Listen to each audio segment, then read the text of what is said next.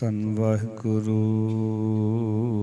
ਸਾਹਿਬ ਜੀ।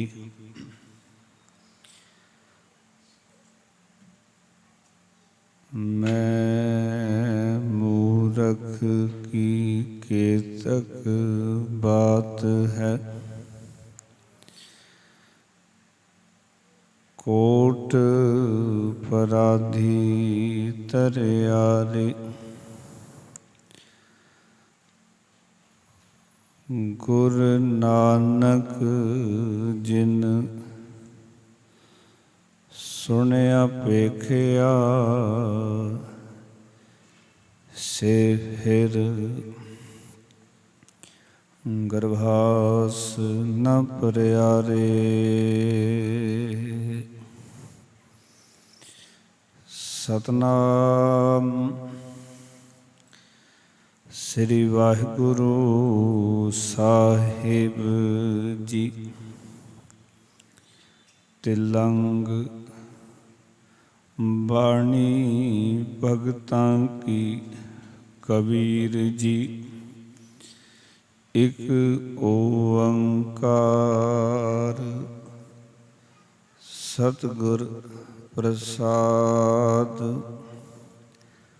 वेद कतेव इपतरा भाई, दिल का फिकर न जाए। टुकदम करारी जो करों, हाज़र हजूर खुदाए। बंदे खोज दिल हर रोज, ना फिर परेशानी माहे। एह जो दुनिया सेहर मेला, दस्तगीरी नाहे। रहाओ दरोग पढ़ पढ़ खुशी होए, बेखबर बाद वकाहें। हक सच खालक खलक में आने, श्याम मूरत नाहे। असमान मिहाने लहंग दरिया, कुशल कर दन बूद। कर फकर दायम लाए चश्मे, जहाँ तहाँ मौजूद। अल्लाह पाकं पाक है, सक करूं जे दूसर होए। कबीर करम करीम का, ओह करे जाने सोए। अल्लाह पाकं पाक है, शक करूं जे दूसर होए। कबीर करम करीम का, ओह करे जाने सोए। वाहिगुरु जी का खालसा, वाहिगुरु जी की फतेह। परम सन्मानयोग चवर छत तखत के मालक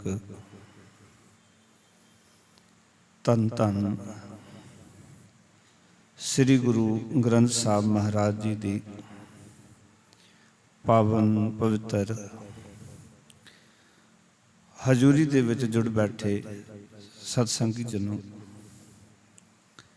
सतगुरां दी अपार किरपा सदका अस्थान ते जिथे आप जी ने रबी बाणी का कीर्तन बड़े प्रेम नाल सरवण कीता है। भगतां दी बाणी दी लड़ीवार विचार चल रही है। असी रल मिल के गुरु घर दे विच बैठ के इस बाणी दे राही आपे दी परचोल ਅਤੇ ਭਗਤਾਂ ਦੀ ਸੁਵਿਚਾਰਧਾਰਾ ਨੂੰ ਵਿਚਾਰਨ ਦਾ ਯਤਨ ਕਰ ਰਹੇ ਹਾਂ। ਜਿਹੜੀ ਵਿਚਾਰਧਾਰਾ ਸਾਨੂੰ ਇਨਸਾਨ ਬਣਾ ਸਕਦੀ ਹੈ, ਰੱਬ ਦਾ ਰੂਪ ਕਰ ਸਕਦੀ ਹੈ। ਅੱਜ ਦੇ ਸ਼ਬਦ ਰਾਹੀਂ ਭਗਤ ਕਬੀਰ ਸਾਹਿਬ ਜੀ ਨੇ ਮਨੁੱਖ ਮਾਤਰ ਨੂੰ ਇਹ ਉਪਦੇਸ਼ ਦਿੱਤਾ ਕਿ ਇਹ ਮਨੁੱਖ, ਤੂੰ ਆਪਣੇ ਦਿਲ ਵਿੱਚ, ਆਪਣੇ ਆਪ ਦੇ ਵਿੱਚ ਆਪੇ ਦੀ ਖੋਜ ਕਰ। ਕਿਉਂਕਿ ਜ਼ਿੰਦਗੀ 'ਚ ਜਿੰਨੀ ਵੀ ਪਰੇਸ਼ਾਨੀਆਂ ਨੇ, ਜਿਤਨੇ ਵੀ ਦੁੱਖ ਨੇ, ਝੋਰੇ ਨੇ, ਜਿਤਨੀਆਂ ਵੀ ਤਕਲੀਫਾਂ ਨੇ ਸੰਸਾਰ ਦੇ ਵਿੱਚ, ਆਪਣੇ ਆਪ ਦੇ ਨਾਲ ਜੁੜ ਕੇ ਹੀ ਉਹ ਦੂਰ ਹੋ ਸਕਦੀਆਂ ਹਨ। ਇਸ ਤਰ੍ਹਾਂ ਕਰ ਲਵਾਂਗੇ ਕਿ ਜੇ ਬਿਮਾਰੀ ਮੈਨੂੰ ਹੈ ਤੇ ਇਲਾਜ ਮੈਂ ਆਪਣਾ ਕਰਾਵਾਂਗਾ ਤਾਂ ਹੀ ਮੇਰੀ ਬਿਮਾਰੀ ਦੂਰ ਹੋਏ, ਪਰ ਬਿਮਾਰੀ ਮੈਨੂੰ, ਮੈਂ ਦੂਜੇ ਦਾ ਇਲਾਜ ਕਰਾਂ ਤੇ ਮੈਂ ਠੀਕ ਨਹੀਂ ਹੋ ਸਕਦਾ। ਸੋ ਜਿਹੜੀ ਵਿਚਾਰਧਾਰਾ ਅੱਜ ਦੇ ਸ਼ਬਦ ਰਾਹੀਂ ਸਾਡੇ ਸਮਕਸ਼ ਰੱਖੀ ਹੈ, ਤੁਹਾਡੇ ਨਾਲ ਇਹ ਰੱਬੀ ਵਿਧਾਨ, ਰੱਬੀ ਬੋਲ, ਰੂਹਾਨੀ ਗਿਆਨ ਸਾਂਝਾ ਕਰਨਾ। ਉਸ ਤੋਂ ਪਹਿਲਾਂ ਗੁਰੂ ਸਾਹਿਬ ਦੇ ਚਰਨਾਂ ਝੁਕਾਓ ਸੀਸ, ਪ੍ਰੇਮ ਸਹਿਤ ਸਾਰੇ ਹੀ ਅਦਬ ਸਹਿਤ ਗੁਰਮੰਤਰ ਦੀ ਸਾਂਝ ਕਰੋ। ਆਖੋ ਜੀ ਸਤਨਾਮ ਸ੍ਰੀ ਵਾਹਿਗੁਰੂ। ਫਿਰ ਕਰੋ ਕਿਰਪਾ ਸਤਨਾਮ ਸ੍ਰੀ ਵਾਹਿਗੁਰੂ।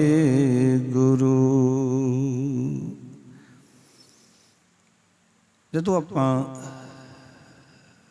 ਇਸ ਵਿਚਾਰ ਨਾਲ ਜੁੜਦੇ ਹਾਂ, ਇਹ ਸਾਨੂੰ ਬਾਰ-ਬਾਰ ਕਿਹਾ ਜਾਂਦਾ ਹੈ, ਸੰਗਤ ਕਰੋ, ਗੁਰਬਾਣੀ ਪੜ੍ਹੋ, ਸਹਿਜ ਪਾਠ ਕਰੋ, ਕੀਰਤਨ ਸੁਣੋ। ਇਹਨਾਂ ਸਾਰਿਆਂ ਦੇ ਪਿੱਛੇ ਇੱਕੋ ਹੀ ਮਕਸਦ ਹੈ ਕਿ ਅਸੀਂ ਸੰਸਾਰ ਦੇ ਵਿੱਚ ਕਿਤੇ ਗਵਾਚ ਨਾ ਜਾਈਏ। ਕਿਉਂਕਿ ਜੋ ਸਾਡਾ ਆਲਾ ਦੁਆਲਾ ਹੈ, ਉਹਦੇ ਨਾਲ ਸਾਡਾ ਐਡਾ ਸਨੇਹ ਪਿਆਰ ਬਣ ਜਾਂਦਾ ਹੈ, ਉਹਨਾਂ ਦੋਸਤਾਂ ਮਿੱਤਰਾਂ ਨਾਲ, ਮਾਤਾ ਪਿਤਾ ਬੱਚਿਆਂ ਨਾਲ, ਪਰਿਵਾਰ ਨਾਲ, ਆਂਢੀਆਂ ਗੁਆਂਢੀਆਂ ਨਾਲ। ਅਸੀਂ ਦੇਖਦੇ ਹਾਂ ਕਿ ਮਨੁੱਖ ਉਹਨਾਂ ਵਿੱਚ ਇਤਨਾ ਗਲਤਾਨ ਹੋ ਜਾਂਦਾ ਹੈ ਕਿ ਉਹ ਆਪਣੇ ਆਪ ਨੂੰ ਭੁੱਲ ਹੀ ਜਾਂਦਾ ਕਿ ਕੌਣ ਹੈ, ਮੇਰੀ ਮੰਜ਼ਿਲ ਕੀ ਹੈ, ਮੈਂ ਆਇਆ ਕਿੱਥੋਂ ਹਾਂ, ਮੈਂ ਜਾਣਾ ਕਿੱਥੇ ਹੈ, ਇਹ ਭੁੱਲ ਹੀ ਜਾਂਦਾ ਹੈ। ਔਰ ਪਰਿਵਾਰ ਦੇ ਵਿੱਚ ਮਨੁੱਖ ਇਸ ਤਰ੍ਹਾਂ ਜ਼ਿੰਦਗੀ ਜਿਉਂਦਾ ਜਿਵੇਂ ਸੰਸਾਰੀ ਤੌਰ ਤੋਂ ਅਸੀਂ ਵੇਖਦੇ ਹਾਂ, ਕੋਈ ਮਨੁੱਖ ਪਾਗਲ ਹੋ ਜਾਂਦਾ ਹੈ, ਕਮਲਾ ਹੋ ਜਾਂਦਾ ਹੈ, ਤੇ ਜਿਵੇਂ ਉਸ ਨੂੰ ਸੰਸਾਰ ਦੀ ਕੋਈ ਸੋਝੀ ਨਹੀਂ, ਆਪਣੇ ਆਪ ਦੀ ਸੋਝੀ ਨਹੀਂ ਹੁੰਦੀ, ਮੈਂ ਕੌਣ ਹਾਂ, ਕਿੱਥੇ ਰਹਿਣਾ, ਕੀ ਕਰਦਾ ਹੈ। ਉਸ ਤਰ੍ਹਾਂ ਹੀ ਜਦੋਂ ਅਸੀਂ ਪਰਿਵਾਰ ਵਿੱਚ, ਪਦਾਰਥਾਂ ਵਿੱਚ ਗਵਾਚ ਜਾਂਦੇ ਹਾਂ, ਤੇ ਸਾਨੂੰ ਵੀ ਆਪਣੇ ਆਪੇ ਦੀ ਸੋਝੀ ਨਹੀਂ ਹੁੰਦੀ, ਔਰ ਕਮਲਿਆਂ ਵਾਂਗ ਜ਼ਿੰਦਗੀ ਜਿਉਂਦੇ ਹਾਂ। ਜਿਹਨੂੰ ਮਾਰ ਕਹਿੰਦੇ ਬਿਨ ਨਾਮੈ ਜਗ ਕਮਲਾ ਫਿਰੈ। ਨਾਮ ਤੋਂ ਬਿਨਾਂ ਮਾਰ ਕਹਿੰਦੇ ਸੰਸਾਰ ਜਿਹੜਾ ਉਹ ਕਮਲਿਆਂ ਦੇ ਵਾਂਗ ਜਿਉਂਦਾ। ਹੁਣ ਜਿਹੜਾ ਪਾਗਲ ਹੈ, ਜਿਹੜਾ ਕਮਲਾ ਹੈ, ਉਹ ਸੜਕ ਤੇ ਗੰਦਮੰਦ ਇਕੱਠਾ ਕਰ ਰਿਹਾ, ਨਵੇਂ ਵਸਤਰ ਦਿਓ ਤਾਂ ਵੀ ਉਹ ਮੈਲੇ ਕੁਚੈਲੇ ਵਸਤਰ ਪਾ ਰਿਹਾ। ਕਿੱਥੇ ਦਾ ਰਹਿਣ ਵਾਲਾ ਹੈ, ਮਾਤਾ ਪਿਤਾ ਕੌਣ ਨੇ, ਮੰਜ਼ਿਲ ਕੀ ਹੈ, ਜਾਣਾ ਕਿੱਥੇ, ਉਹਨੂੰ ਕੁਛ ਨਹੀਂ ਪਤਾ, ਕੋਈ ਸੋਝੀ ਨਹੀਂ। ਇਸ ਤਰ੍ਹਾਂ ਜਦੋਂ ਅਸੀਂ ਸੰਸਾਰ ਦੇ ਵਿੱਚ ਗਵਾਚ ਜਾਂਦੇ ਹਾਂ ਤੇ ਸਾਨੂੰ ਆਪਣੀ ਉਹ ਅਸਲ ਮੰਜ਼ਿਲ ਭੁੱਲ ਹੀ ਜਾਂਦੀ ਹੈ ਜਿੱਥੇ ਅਸੀਂ ਪਹੁੰਚਣਾ। ਜਿਸਨੂੰ ਗੁਰਬਾਣੀ ਆਖਦੀ ਹੈ, ਕਿੱਥੋਂ ਉਪਜੈ ਕਹਾਂ ਰਹਿ, ਕਹਾਂ ਮਾਹੇ ਸਮਾਵੈ, ਜੀ ਜਨ ਸਭ ਖਸਮ ਕੇ ਕੌਣ ਕੀਮਤ ਪਾਵੇ। ਅੱਜ ਦੀ ਜੋ ਵਿਚਾਰ ਹੈ, ਬੜੀ ਕੀਮਤੀ ਬੋਲ ਨੇ ਭਗਤ ਕਬੀਰ ਸਾਹਿਬ ਜੀ ਦੇ। ਮਨੁੱਖ ਨੂੰ ਝੰਜੋੜਨ ਵਾਲੇ ਬੋਲ ਨੇ, ਔਰ ਕਹਿ ਰਹੇ ਨੇ ਇਸ ਸੰਸਾਰ ਦੇ ਵਿੱਚ ਗਵਾਚਣਾ, ਆਪੇ ਦੀ ਖੋਜ ਕਰ। ਬਾਬੇ ਨਾਨਕ ਨੇ ਕੋਈ ਵਿਧਾਨ ਮਨੁੱਖਤਾ ਦੇ ਸਾਹਮਣੇ ਰੱਖਿਆ, ਆਪਨ ਹੱਥੀ ਆਪਣਾ, ਆਪੇ ਹੀ ਕਾਜ ਸਵਾਰੀ। ਹਰ ਇੱਕ ਪ੍ਰਾਣੀ ਦਾ ਇੱਕ ਜੀਵਨ ਦੇ ਵਿੱਚ ਮਕਸਦ ਹੋਣਾ ਚਾਹੀਦਾ ਪਿਆਰਿਓ, ਕਿ ਜਿਹੜੇ ਜ਼ਿੰਦਗੀ ਦਾ ਕਾਰਜ ਹੈ ਸਾਡਾ, ਜਿਸ ਕਰਕੇ ਮਨੁੱਖਾ ਦੇਹੀ ਲੈ ਕੇ ਅਸੀਂ ਸੰਸਾਰ 'ਚ ਆਏ ਹਾਂ, इस कारज ਨੂੰ ਨਾ ਮਾਂ ਪੂਰਾ ਕਰ ਸਕਦੀ, ਨਾ ਪਿਓ ਪੂਰਾ ਕਰ ਸਕਦਾ, ਨਾ ਪਤੀ ਪੂਰਾ ਕਰ ਸਕਦਾ, ਨਾ ਪਤਨੀ ਪੂਰੀ ਕਰ ਸਕਦੀ, ਨਾ ਬੱਚੇ ਪੂਰਾ ਕਰ ਸਕਦੇ। ਇਹ ਕਾਰਜ ਹਰ ਇੱਕ ਮਨੁੱਖ ਨੂੰ ਆਪੋ ਆਪਣਾ ਆਪ ਹੀ ਕਰਨਾ ਹੈ। ਮੈਂ ਕਈ ਵਾਰੀ ਬੇਨਤੀ ਕਰਦਾ ਕਿ ਦਾਦੇ ਦਾ ਕਮਾਇਆ ਧਨ ਪੋਤਰੇ ਨੂੰ ਮਿਲ ਜਾਂਦਾ ਹੈ, ਪਿਤਾ ਦਾ ਕਮਾਇਆ ਧਨ ਪੁੱਤਰ ਨੂੰ ਮਿਲ ਜਾਂਦਾ ਹੈ, ਪਰ ਨਾਮ ਧਨ ਹਰ ਇੱਕ ਨੂੰ ਆਪੋ ਆਪਣਾ ਹੀ ਕਮਾਉਣਾ ਪੈਂਦਾ ਹੈ। ਭੁਲੇਖੇ 'ਚ ਨਾ ਰਹਿਣਾ। ਇਹ ਸਰਮਾਇਆ ਤੁਹਾਨੂੰ ਆਪ ਹੀ ਇਕੱਠਾ ਕਰਨਾ ਪੈਣਾ। ਸ਼ੁਭ ਗੁਣ ਕਿਸੇ ਦੇ ਕਮਾਏ ਤੁਹਾਨੂੰ ਨਹੀਂ ਮਿਲਣਗੇ, ਚੰਗਿਆਈਆਂ ਤੁਹਾਨੂੰ ਆਪ ਕਮਾਉਣੀਆਂ ਪੈਣੀਆਂ। ਤੁਸੀਂ ਕਈ ਵਾਰੀ ਕਹਿੰਦੇ ਹੋ ਸਾਡਾ ਦਾਦਾ ਬੜਾ ਚੰਗਾ ਹੁੰਦਾ ਸੀ, ਸਾਡੀ ਦਾਦੀ ਬੜੀ ਚੰਗੀ ਹੁੰਦੀ ਸੀ। ਬੜੇ ਖੁਸ਼ ਹੁੰਦੇ ਹੋ ਜਦੋਂ ਉਹਨਾਂ ਦੀ ਕੋਈ ਚੰਗੀ ਗੱਲ, ਉਹਨਾਂ ਦੀ ਕੋਈ ਉਪਮਾ ਦੀ ਗੱਲ ਕਿਤੇ ਚੱਲੇ, ਉਹਨਾਂ ਦੇ ਗੁਣਾਂ ਦੀ ਗੱਲ ਚੱਲੇ, ਅਸੀਂ ਚੌੜੇ ਹੋ ਜਾਂਦੇ ਹਾਂ। ਦੇਖੋ ਸਾਡੇ ਦਾਦੀ ਦਾਦਾ ਕਿੰਨੇ ਚੰਗੇ ਸਨ। ਪਰ ਗੱਲ ਉਹਨਾਂ ਦੇ ਚੰਗੇ ਹੋਣ ਨਾਲ ਨਿਬੇੜਾ ਨਹੀਂ ਹੈ ਨਾ। ਗੱਲ ਤਾਂ ਇਹ ਵੀ ਤੂੰ ਕਿੰਨਾ ਕੁ ਚੰਗਾ। ਅੱਜ ਜਦੋਂ ਕਈ ਵਾਰੀ ਫੀਲਡ 'ਚ ਵਿਚਰਦਾ ਮੈਂ ਤੇ ਲੋਕਾਂ ਦੇ ਮੇਲ ਮਿਲਾਪ ਹੁੰਦਾ ਜਾਈਦਾ, ਤੇ ਕਈ ਕਹਿੰਦੇ ਨੇ ਸਾਡਾ ਦਾਦਾ ਪ੍ਰਧਾਨ ਹੁੰਦਾ ਸੀ ਗੁਰਦੁਆਰੇ ਦਾ, ਤੂੰ ਤੇ ਕੇਸ ਵੀ ਨਹੀਂ ਰੱਖੇ, ਤੂੰ ਤੇ ਦਾੜੀ ਕੱਟ ਰਿਹਾ, ਤੇਰਾ ਦਾਦਾ ਪ੍ਰਧਾਨ ਸੀ, ਤੂੰ ਅੱਜ ਜੜਦੇ ਖਾ ਰਿਹਾ, ਗੁਟਕੇ ਖਾ ਰਿਹਾ। ਕਿੱਥੇ ਗਈ ਸਿੱਖੀ? ਕਿੱਥੇ ਗਵਾਚਿਆ ਹੋਇਆ? ਅਸੀਂ ਗਵਾਚ ਗਏ ਨੇ ਸੰਸਾਰ ਦੇ ਵਿੱਚ, ਇਸ ਭੱਜ-ਦੌੜ ਦੇ ਵਿੱਚ। ਕਿਉਂ? ਕਿਉਂਕਿ ਆਪਣੇ ਆਪ ਦੀ ਖੋਜ ਅਸੀਂ ਬੰਦ ਕਰ ਦਿੱਤੀ। ਅਸੀਂ ਦੂਜੇ ਨੂੰ ਖੋਜਣਾ ਚਾਹ ਰਹੇ ਹਾਂ, ਆਪਣੇ ਆਪ ਦੀ ਪਰਚੋਲ ਨਹੀਂ, ਆਪਣੇ ਆਪ ਦੀ ਖੋਜ ਨਹੀਂ। ਭਗਤ ਕਬੀਰ ਸਾਹਿਬ ਕਹਿੰਦੇ ਨੇ ਆਪਣੇ ਹੱਥਾਂ ਨਾਲ ਆਪਣੇ ਆਪ ਨੂੰ ਸਵਾਰ, ਜਿਵੇਂ ਗੁਰੂ ਨਾਨਕ ਪਾਤਸ਼ਾਹ ਬਿਆਨ ਕਰ ਰਹੇ ਨੇ ਔਰ ਕਹਿ ਰਹੇ ਨੇ ਆਪਣੇ ਅੰਦਰ ਜਾ ਕੇ ਤਾਂ ਵੇਖ, ਆਪਣੇ ਘਰ ਦੇ ਵਿੱਚ ਟਿੱਕੇ ਤਾਂ ਵੇਖ। ਕਿਉਂਕਿ ਜਿਹੜਾ ਮਨੁੱਖ ਆਪਣੇ ਘਰ ਦੇ ਅੰਦਰ ਨਹੀਂ ਜਾਂਦਾ, ਬਾਹਰ ਹੀ ਉਹ ਘੁੰਮਦਾ ਫਿਰਦਾ, ਉਹ ਕਦੀ ਸਕੂਨ ਦੀ ਜ਼ਿੰਦਗੀ ਨਹੀਂ ਜੀ ਸਕਦਾ। ਕਿਉਂਕਿ ਸਭ ਕੁਛ ਘਰ ਮੈਂ ਬਾਹਰ ਨਹੀਂ, ਬਾਹਰ ਟੋਲੇ ਸੋ ਭਰਮ ਭੁਲਾਈ। ਸਾਰਾ ਕੁਝ ਘਰ ਦੇ ਵਿੱਚ ਹੀ ਹੈ, ਬਾਹਰ ਨਹੀਂ ਹੈ। ਪਰ ਜਿਹੜਾ ਬਾਹਰ ਲੱਭਦਾ ਫਿਰਦਾ ਹੈ ਤੇ ਭਰਮਾਂ ਵਿੱਚ ਹੀ ਭੁੱਲਿਆ ਹੋਇਆ, ਗਵਾਚਿਆ ਹੋਇਆ। ਉਹ ਸਾਡਾ ਜੋ ਲਗਭਗ ਸਿਸਟਮ ਇਹ ਬਣ ਚੁੱਕਿਆ ਸਮਾਜ ਵਿੱਚ ਰਹਿੰਦੇ ਹੋਏ, ਜਿਸ ਦਲਦਲ ਵਿੱਚ ਅਸੀਂ ਫਸੇ ਹੋਏ ਹਾਂ, ਇਹ ਲੱਗਦਾ ਵੀ ਸਭ ਬਾਹਰ ਹੀ ਹੈ, ਸਾਰੀ ਚੀਜ਼ਾਂ ਬਾਹਰੋਂ ਹੀ ਪ੍ਰਾਪਤ ਹੋਣੀਆਂ ਨੇ। ਅਸੀਂ ਬਾਹਰ ਦੀ ਜ਼ਿੰਦਗੀ ਦੇ ਨਾਲ ਜ਼ਿਆਦਾ ਸਨੇਹ ਕਰ ਲਿਆ ਔਰ ਇਸ ਕਰਕੇ ਅਸੀਂ ਅੱਜ ਪਰੇਸ਼ਾਨੀ ਵਿੱਚ ਹਾਂ, ਬੇਚੈਨੀ ਵਿੱਚ ਹਾਂ। ਅੱਜ ਚੈਨ ਦੀ ਜ਼ਿੰਦਗੀ, ਸਕੂਨ ਦੀ ਜ਼ਿੰਦਗੀ ਸਾਡੇ ਜੀਵਨ 'ਚ ਨਹੀਂ ਰਹੀ। ਮੈਂ ਕਈ ਵਾਰੀ ਬੇਨਤੀ ਕਰਦਾ, ਬੰਦਾ ਕਹਿੰਦਾ ਬੜਾ ਖੁਸ਼ ਹੁੰਦਾ ਔਰ ਬੜਾ ਖੁਸ਼ੀ ਨਾਲ ਕਹਿੰਦਾ ਮੈਂ ਆਪਣੇ ਬੱਚੇ ਵਿਦੇਸ਼ ਸੈੱਟ ਕਰਤੇ, ਮੈਂ ਆਪਣਾ ਕਾਰੋਬਾਰ ਸੈੱਟ ਕਰ ਦਿੱਤਾ, ਮੈਂ ਇਹ ਸੈੱਟ ਕਰ ਦਿੱਤਾ। ਪਰ ਸਿੱਖਾ ਤੂੰ ਤਾਂ ਅਪਸੈਟ ਹੋ ਗਿਆ। ਕਿਹੜੀ ਗੱਲਾਂ ਕਰਦਾ? ਆਪਣੇ ਵੱਲ ਦੇਖ ਕਿਤੇ ਝਾਤ ਮਾਰ ਕੇ ਵੀ ਤੂੰ ਸੈੱਟ ਹੈ ਅੰਦਰੋਂ।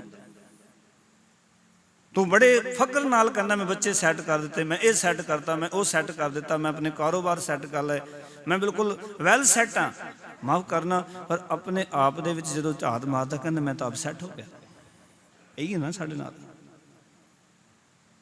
ਅਸੀਂ ਸੈੱਟ ਕਰਦੇ ਕਰਦੇ ਆਪਣੇ ਆਪ ਨੂੰ ਅਪਸੈਟ ਕਰ ਲੈਂਦੇ ਹਾਂ। ਸੈੱਟ ਕਰਦੇ ਕਰਦੇ ਸੰਸਾਰ ਦੀਆਂ ਨਾ ਪਰੇਸ਼ਾਨੀਆਂ ਦੇ ਵਿੱਚ ਪੈ ਜਾਂਦੇ ਹਾਂ, ਕਿਉਂਕਿ ਅਸੀਂ ਬਾਹਰ ਲੱਭਣ ਦਾ ਯਤਨ ਕਰ ਰਹੇ ਸਾਰਾ ਕੁਛ। ਦੋ ਤਿੰਨ ਹੋਰ ਉਦਾਹਰਨਾਂ। ਬਾਬਾ ਫਰੀਦ ਜੀ ਕਹਿੰਦੇ ਨੇ ਆਪ ਸਵਾਰੈ ਮੈਂ ਮਿਲਾਂ। ਬਾਬਾ ਜੀ ਕਹਿੰਦੇ ਤੂੰ ਆਪਣੇ ਆਪ ਨੂੰ ਸਵਾਰ। ਅਸੀਂ ਸਵਾਰਨਾ ਕੀ? ਭਗਤ ਰਵਿਦਾਸ ਜੀ ਦੇ ਇੱਕ ਬਚਨ ਮਨ ਚੇਤੇ ਆਇਓ, ਕਹਿੰਦੇ ਜਨਮ ਸਿਰਾਣੂ ਪੰਥ ਨਾ ਸਵਾਰਾ। ਮਨੁੱਖ ਜਿਹੜਾ ਉਹ ਜਨਮ ਨੂੰ ਸਵਾਰਿਆ। ਜਨਮ ਪਾਓ ਕਿ ਜਨਮ ਨਾਲ ਜੁੜੀਆਂ ਹੋਈਆਂ ਜਿਹੜੀ ਚੀਜ਼ਾਂ ਨੇ, ਜੀਵਨ ਨਾਲ ਜੁੜੀਆਂ ਚੀਜ਼ਾਂ ਨੇ। ਘਰ ਵਧੀਆ ਸਵਾਰ ਲਿਆ, ਦੁਕਾਨ ਵਧੀਆ ਸਵਾਰ ਲਈ, ਕੱਪੜੇ ਵਧੀਆ ਕਰ ਲਏ, ਇਹ ਕਰ ਰਹੇ ਨਾ ਸੀ। ਪੰਥ ਨਾ ਸਵਾਰਾ, ਕਹਿੰਦੇ ਆਪਣੇ ਰਸਤੇ ਨੂੰ ਨਹੀਂ ਸਵਾਰਿਆ, ਜਿਸ ਰਸਤੇ ਤੇ ਤੂੰ ਜਾਣਾ ਸੀ। ਘਰ ਦੇ ਵਿੱਚ ਤਾਂ ਤੂੰ ਰਹਿਣਾ ਨਹੀਂ ਸਦਾ, ਜਿਹਨੂੰ ਸਵਾਰਨ 'ਚ ਲੱਗਿਆ ਹੋਇਆ। ਜਿਸ ਪਰਿਵਾਰ ਨੂੰ ਸਵਾਰਨ 'ਚ ਲੱਗਿਆ ਉਹਦੇ ਵਿੱਚ ਵੀ ਨਹੀਂ ਰਹਿਣਾ। ਮੰਜ਼ਿਲ ਤਾਂ ਤੇਰਾ ਰਸਤਾ ਹੈ ਨਾ, ਜਿਸ ਰਸਤੇ ਤੇ ਤੂੰ ਜਾਣਾ, ਕਿਉਂਕਿ ਉੱਥੇ ਸਰੀਰ ਖਾਲੀ ਨਹੀਂ ਹੈ ਜਿਹਨਾਂ ਨੂੰ ਤੂੰ ਸਵਾਰਨ 'ਚ ਲੱਗਿਆ ਹੋਇਆ। ਜਨਮ ਸਿਰਾਣੂ ਪੰਥ ਨਾ ਸਵਾਰਾ, ਕਹਿੰਦੇ ਰਸਤਾ ਤੂੰ ਸਵਾਰਿਆ ਨਹੀਂ। ਤੇ ਸਾਂਝ ਭਰੀ ਦਾਹਾਂ ਦਿਸ ਅੰਧਿਆਰਾ, ਜਦੋਂ ਅੱਖਾਂ ਬੰਦ ਹੋ ਗਈਆਂ ਨਾ, ਇਹੀ ਜੀਵਨ ਦੀ ਰਾਤਰੀ ਹੈ। ਤੇ ਦਸੇ ਹਰ ਪਾਸੇ ਹਨੇਰਾ ਹੀ ਹਨੇਰਾ। ਜਦੋਂ ਅੱਖਾਂ ਬੰਦ ਹੋ ਗਈਆਂ ਫਿਰ ਕੋਈ ਚਾਨਣ ਤੇ ਹੈ ਨਹੀਂ। ਤੇ ਗਵਾਚੇ ਕਿੱਥੇ ਆ? ਕਹਿੰਦੇ ਭਗਤ ਰਵਿਦਾਸ ਕਹਿੰਦੇ ਕਹੋ ਰਵਿਦਾਸ ਨਿਦਾਨ ਦੀਵਾਨੇ ਚੇਤਸ ਨਾਹੀ ਦੁਨੀਆ ਫਨਖਾਨੇ। ਦੁਨੀਆ ਵਿੱਚ ਫਨਾ ਹੋਣ ਵਾਲੇ ਪਦਾਰਥਾਂ ਦੇ ਵਿੱਚ ਐਡੇ ਅਸੀਂ ਖਚਿਤ ਹੋ ਗਏ ਹਾਂ ਕਿ ਸਾਨੂੰ ਉਹ ਰੱਬ ਚੇਤੇ ਨਹੀਂ ਆਉਂਦਾ, ਉਹ ਅੰਤ ਚੇਤੇ ਨਹੀਂ ਆਉਂਦਾ। ਨਿਦਾਨ ਕਹਿੰਦੇ ਨੇ ਅੰਤ ਨੂੰ, ਦੋ ਅੱਖਰ ਬੜੇ ਨੇੜੇ ਨੇ, ਨਿਦਾਨ ਖਜ਼ਾਨਾ, ਨਿਦਾਨ ਅੰਤ ਨੂੰ।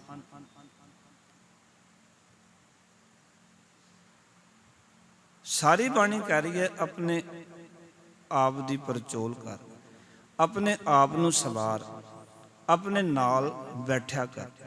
ਔਰ ਭਗਤਾਂ ਨੇ ਸਭਨਾਂ ਨੇ ਜੋ ਕਿਹਾ ਨਾ, ਇਸ ਕਰਕੇ ਕਿਹਾ ਕਿ ਕਿਤੇ ਮਨੁੱਖ ਇਸ ਸੰਸਾਰ ਦੇ ਵਿੱਚ ਹੀ ਨਾ ਗਵਾ ਜਾਏ, ਕਦੀ ਕਦੀ ਇਹ ਆਪਣੇ ਨਾਲ ਵੀ ਬੈਠੇ। ਇੱਕ ਮੈਂ ਗਾਥਾ ਪੜ੍ਹ ਰਿਹਾ ਸੀ ਕਿ ਇੱਕ ਨਗਰ ਦੇ ਵਿੱਚੋਂ ਕੁਝ ਬੰਦੇ ਦੂਜੇ ਨਗਰ 'ਚ ਕੰਮ ਕਰਨ ਜਾਂਦੇ। ਗਾਥਾ ਬੜੀ ਪਿਆਰੀ ਲੱਗੀ।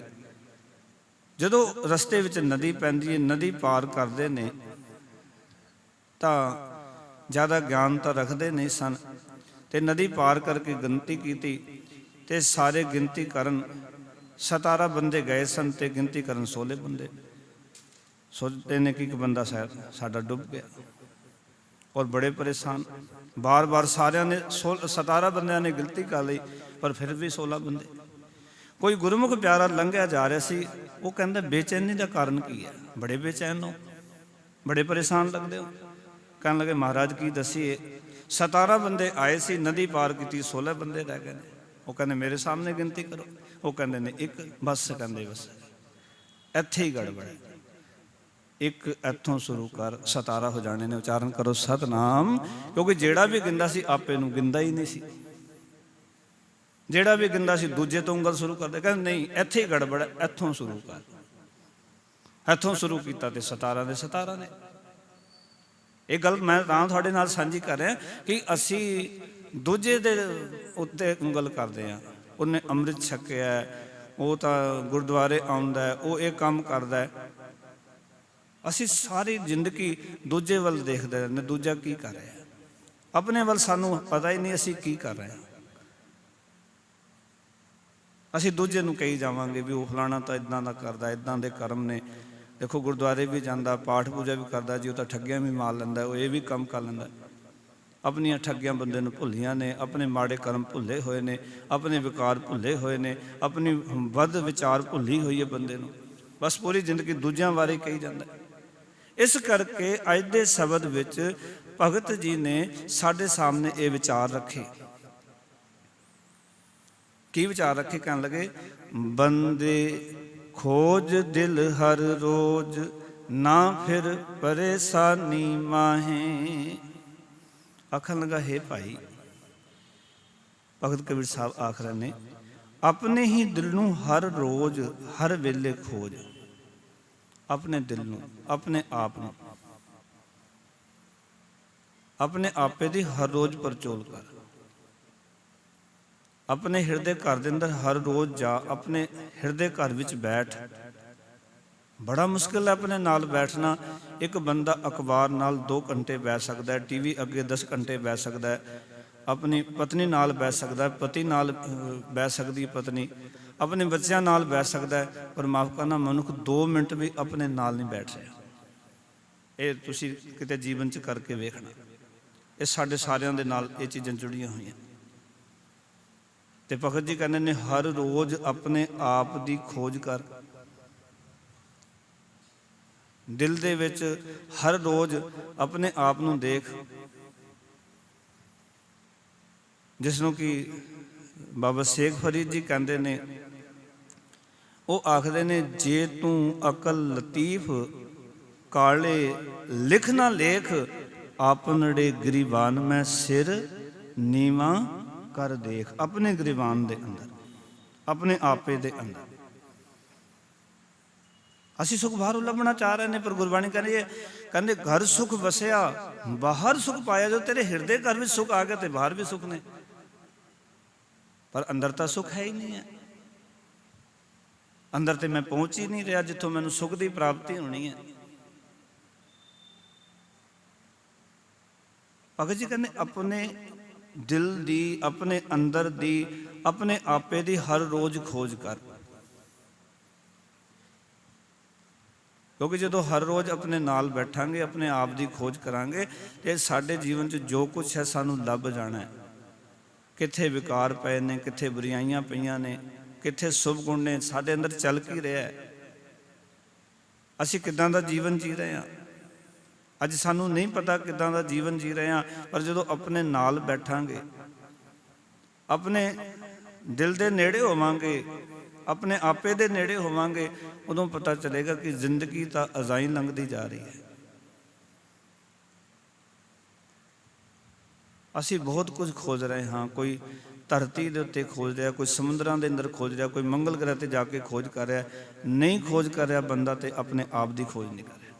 ਬੜਾ ਕੁਝ ਖੋਜ ਰਿਹਾ ਮਨੁੱਖ, ਬੜੇ ਯਤਨ ਕਰ ਰਿਹਾ ਵੀ ਉੱਥੋਂ ਸ਼ਾਇਦ ਸੁੱਖ ਮਿਲ ਜਾਣਗੇ, ਉੱਥੋਂ ਜ਼ਮੀਨਾਂ ਮੰਨ ਲਈਏ, ਉੱਥੋਂ ਇਹ ਕਰ ਲਈਏ। ਇਹੀ ਚੱਲ ਰਿਹਾ ਨਾ ਸੰਸਾਰ ਦੇ ਅੰਦਰ। ਭਗਤ ਜੀ ਕਹਿੰਦੇ ਨਹੀਂ, ਸਮੱਸਿਆ ਦਾ ਹੱਲ ਇਹ ਨਹੀਂ ਹੈ। ਸਮੱਸਿਆ ਦਾ ਹੱਲ ਹੈ ਤੇਰੇ ਆਪਣੇ ਆਪੇ ਦੀ ਖੋਜ।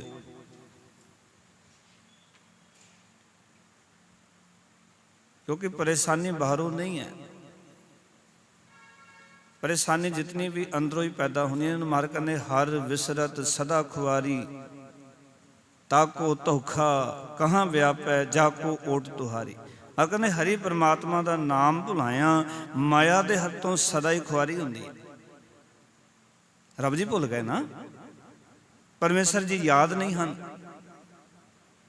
सगों बंदा उसकी थां ते अपने आपे की परचोल करन की थां ते, अपने आप की खोज करन की थां ते भगत जी इस प्रथा तां कहना चाहते हैं कि मनुख जिहड़ा बहस मुहासे कर रहा, एक दूजे नाल आपस में उलझ रहा है, वाद विवाद कर रहा है, धर्म के नाम ते झगड़े कर रहा है। तेरा धर्म माड़ा, मेरा धर्म चंगा, वो कहता मेरा धर्म चंगा, तेरा धर्म माड़ा। साडी सारी ताणी जिहड़ी इत्थे फसी हुई है संसार की। हर एक मनुख अपने अपने धर्म नूं चंगा पेश करन ते लग्या होया भी मैं अपने धर्म नूं चंगा पेश कर देवां दुनिया के सामने भी मेरा धर्म सब तो चंगा है। भगत जी कहते इस दे नाल खेड़ नहीं बननी।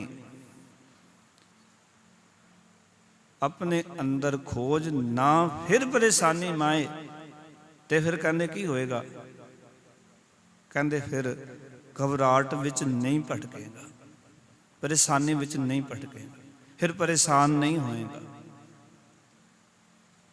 परेशान सानू कोई नहीं कर रहा, सानू कोई गुआढ़ी परेशान नहीं कर रहा। सानू अपने कीते हुए कर्म तंग करी जाते हैं, साडे अपने विकार सानू तंग कर रहे हैं, साडे अपनी कमियां सानू तंग कर रही ने, साडे औगुण सानू तंग कर रहे हैं। सानू किसी ने तंग नहीं किया। जे असी अपसैट हो चुके हैं ना, बेचैन है, तो साडे अपने कर्मां करके साडी एक खेड इदां दी अंदर दी बनी हुई है। परेशानी कितों खड़ी हो रही है? अपने कर्मां विचों। गुरु साहब क्यों कहते हैं ए मन प्यारिया तू सदा सच संभालने, ए कुटुंब तू जे देखदा चले नाही तेरे नाले, साथ तेरे चले नाही तिस नाल क्यों चितलाई है, ऐसा कम मूले ना कीचै जित अंत पछोताई है।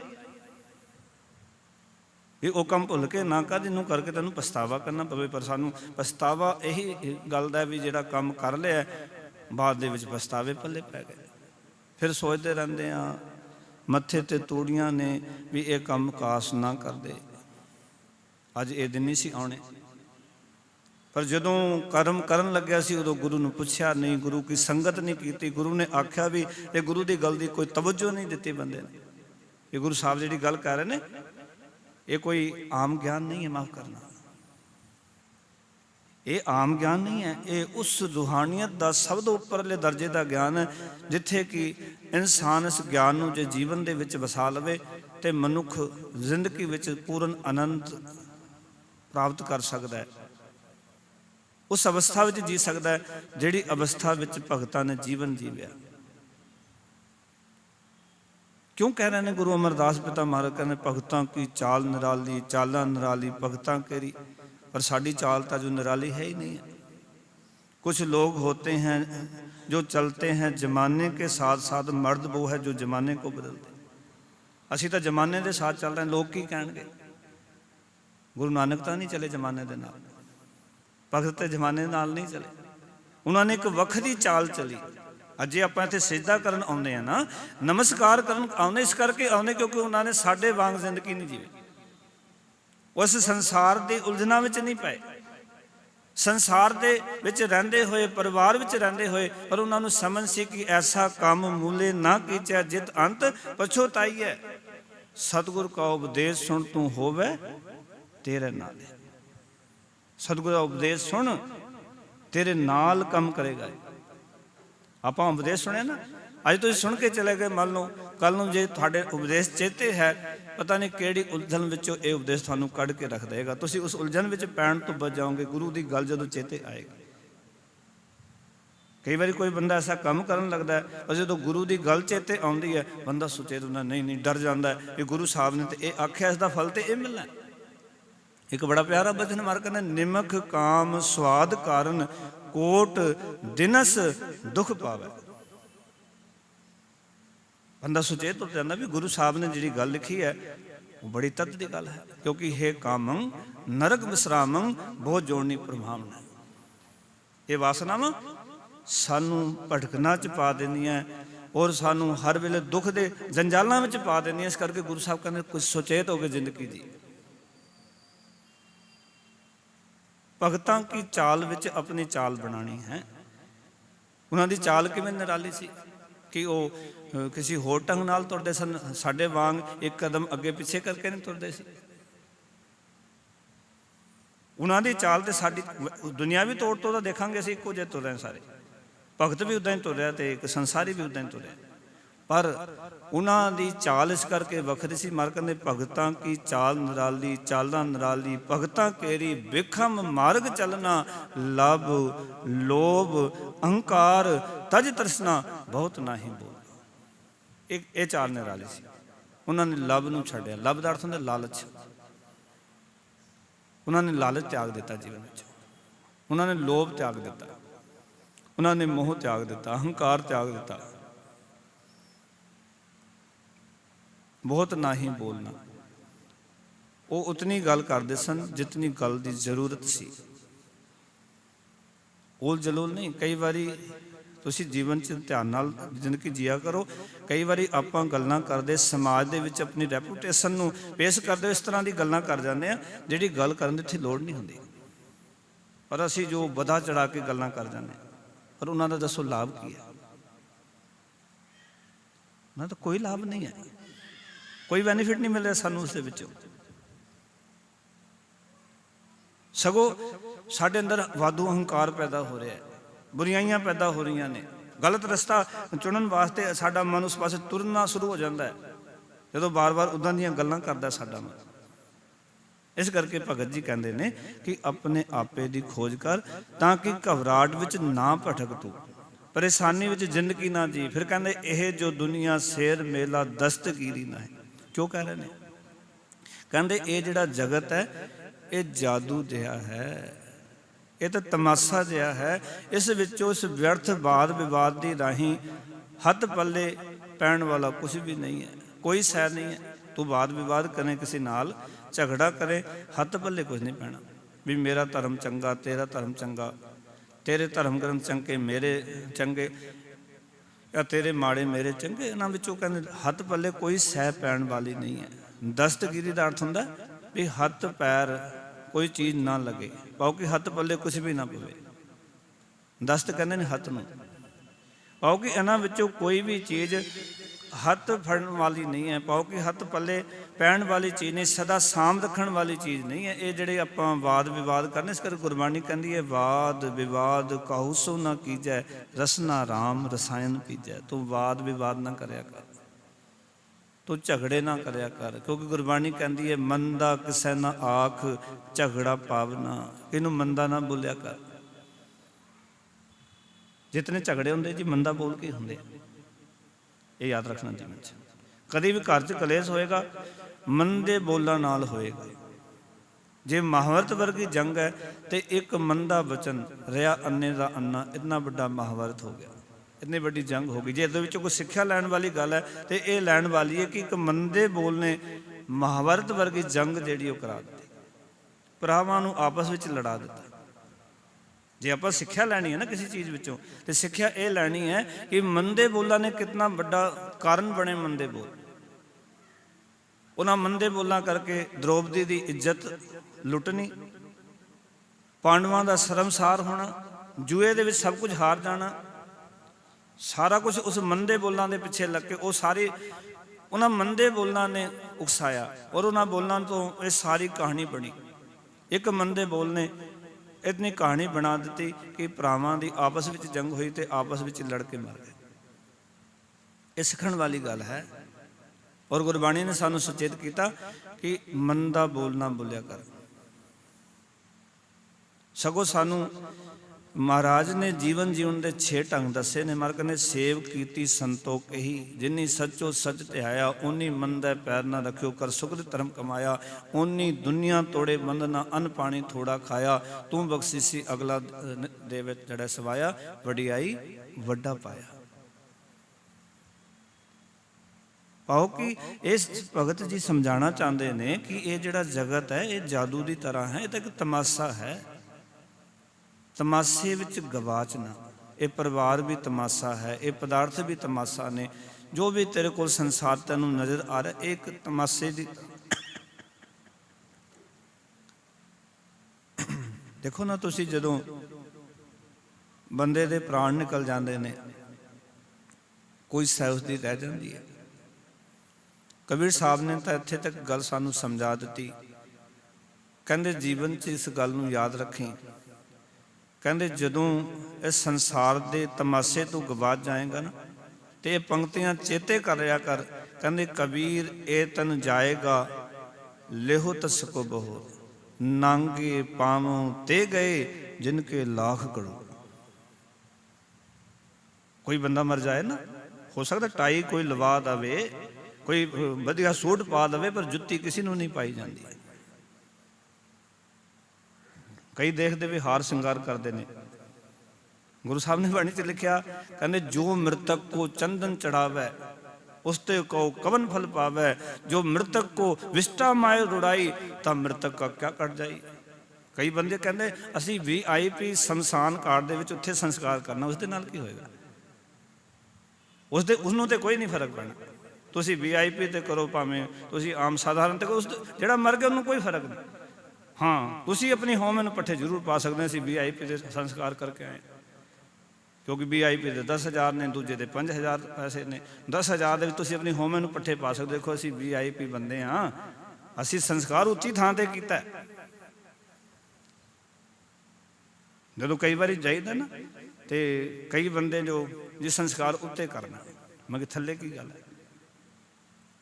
संस्कार ही करना है, बॉडी नूं सामना है। संस्कार का अर्थ है कि उस मिट्टी नूं सामना, बस कुछ ही नहीं है।